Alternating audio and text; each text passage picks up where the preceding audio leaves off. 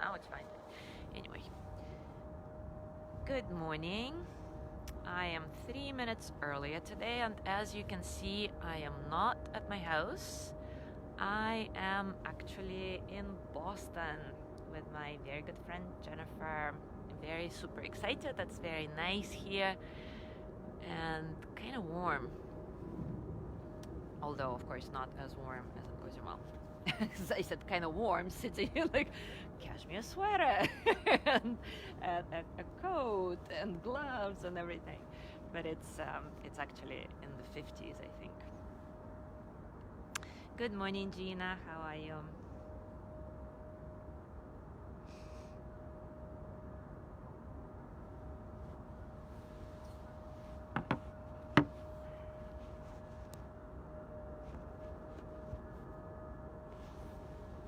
It's such a pretty view. Oh my God. Water is pretty everywhere, right?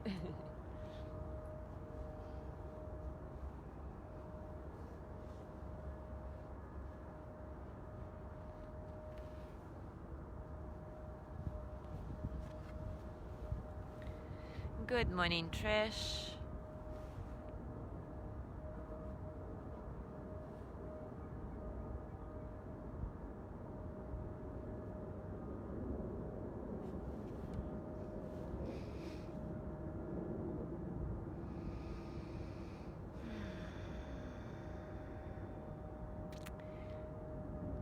I can hardly see what's happening on the screen because it's so bright. So if I miss anybody, I'm sorry.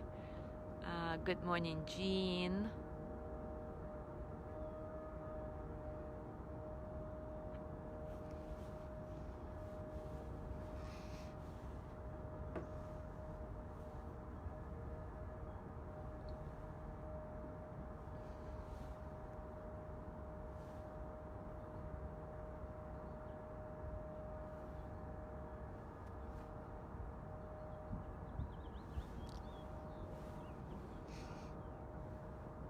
All right, it is time for us to start.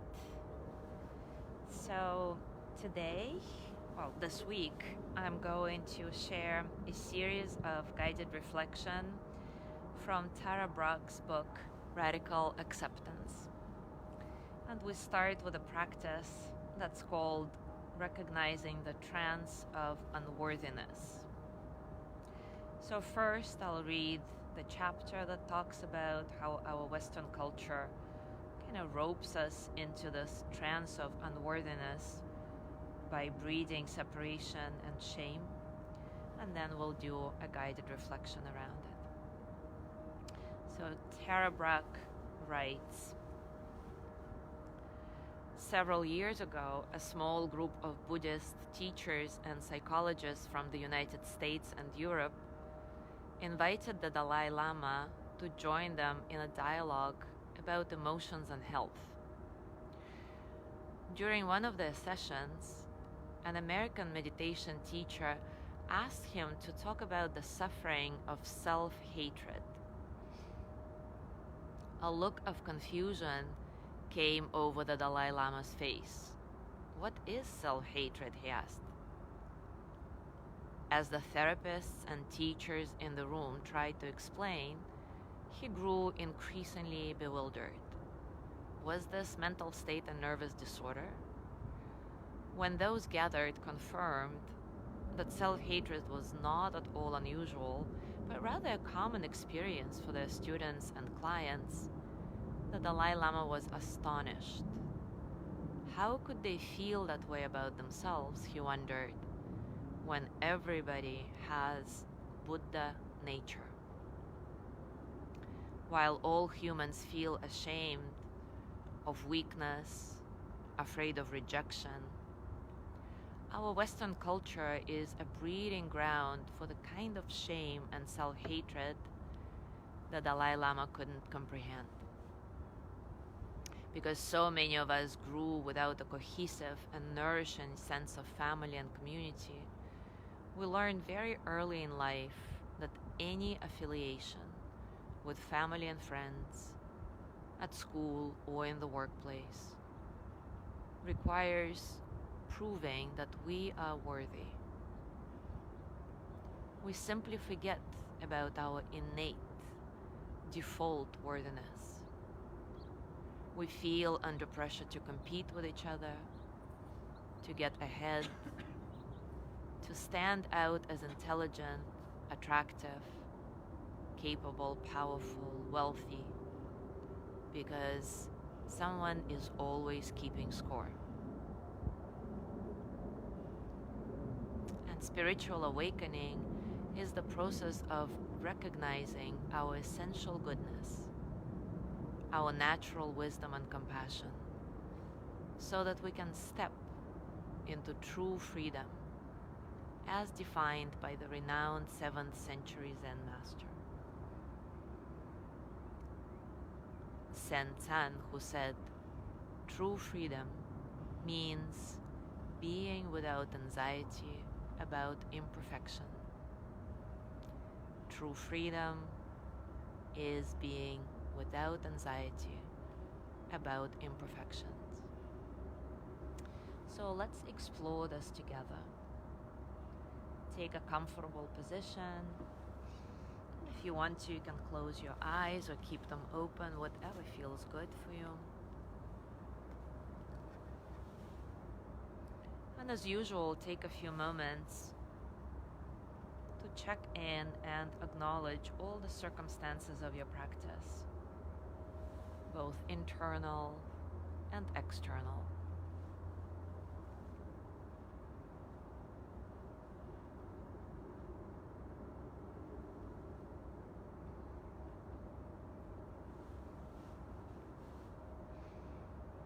As you create this mindful pause, inhabit it with all your senses, feeling into the simple truth of being you, right here, right now, without any shoulds or musts, just the way you are.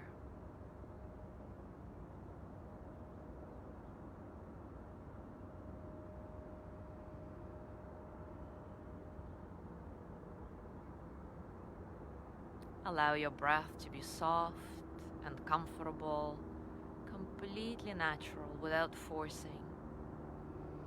No need to make your breathing bigger or longer or deeper. Simply observe how your breath travels as you inhale and exhale.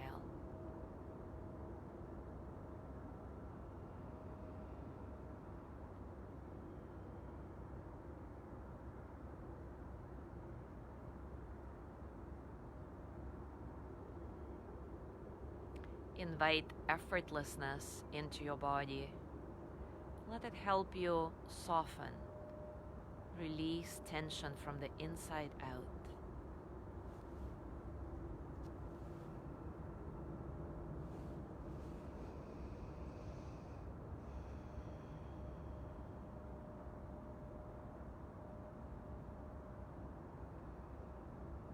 Breathing softly, consider that recognizing the beliefs and fears that sustain the trance of unworthiness that Tara Brach is talking about is the beginning of your true freedom.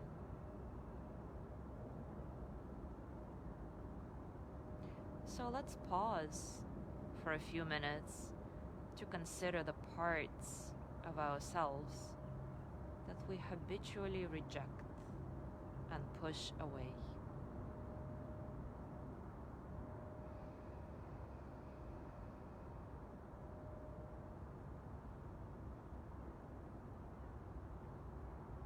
I'm gonna ask a bunch of questions in this reflection, and you don't try to answer them necessarily logically, but just notice how they sit with you, how they feel in your body, what's happening with your breath, what's happening with your thoughts.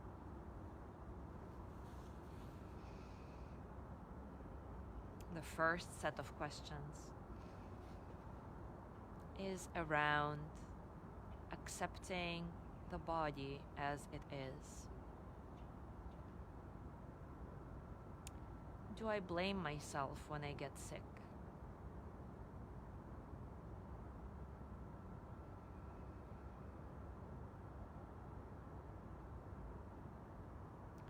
Do I feel I am not attractive enough?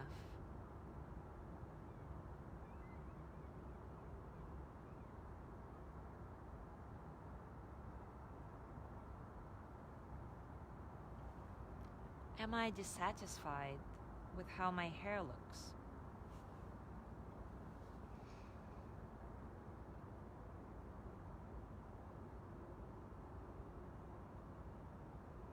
Am I embarrassed about how my face and body are aging?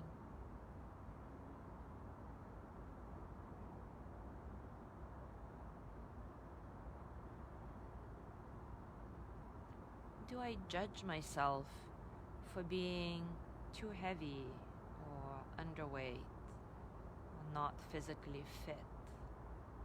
Whatever it is for you.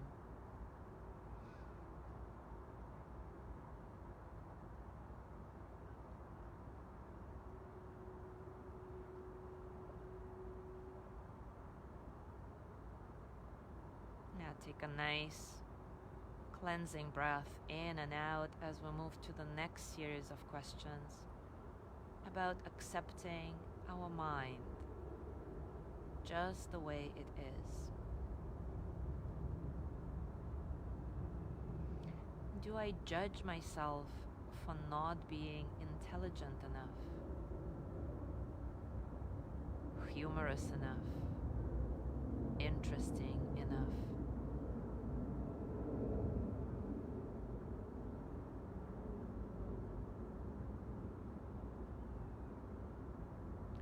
Am I critical of myself for having obsessive thoughts? For having a repetitive, boring mind?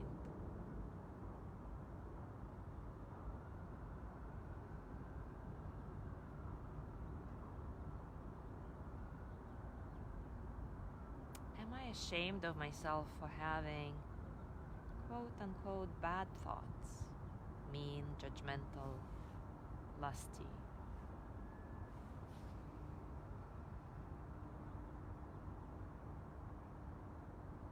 Do I consider myself a bad meditator because my mind is so busy?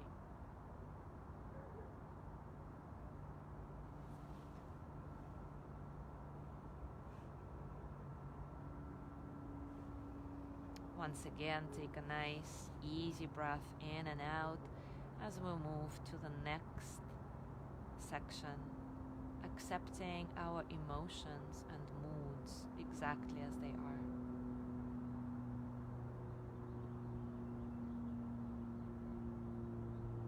Is it okay for me to cry?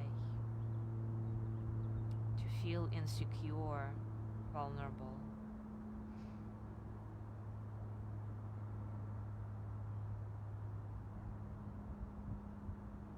Do I condemn myself for getting depressed?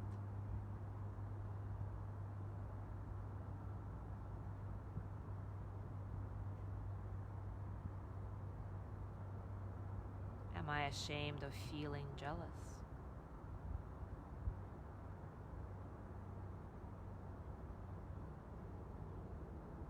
Am I critical of myself for being impatient, irritable, intolerant?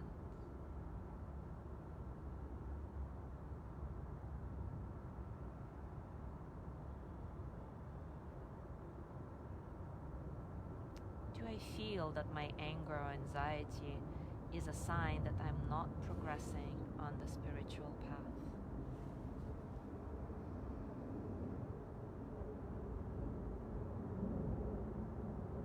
Again, take a nice breath in and out, and consider that often we perceive the trance of unworthiness most clearly by recognizing how we want others to see us and what we don't want them to see about us. So bring to mind someone you've spent time with recently, someone you like and respect, but don't know that well. What do you most want this person to see about you?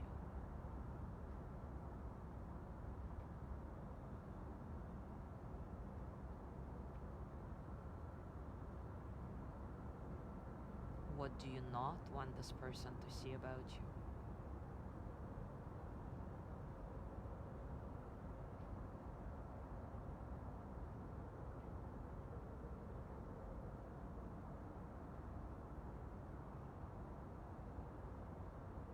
As you go through your day today, I invite you to pause occasionally to ask yourself, in this very moment, do I accept myself exactly as I am?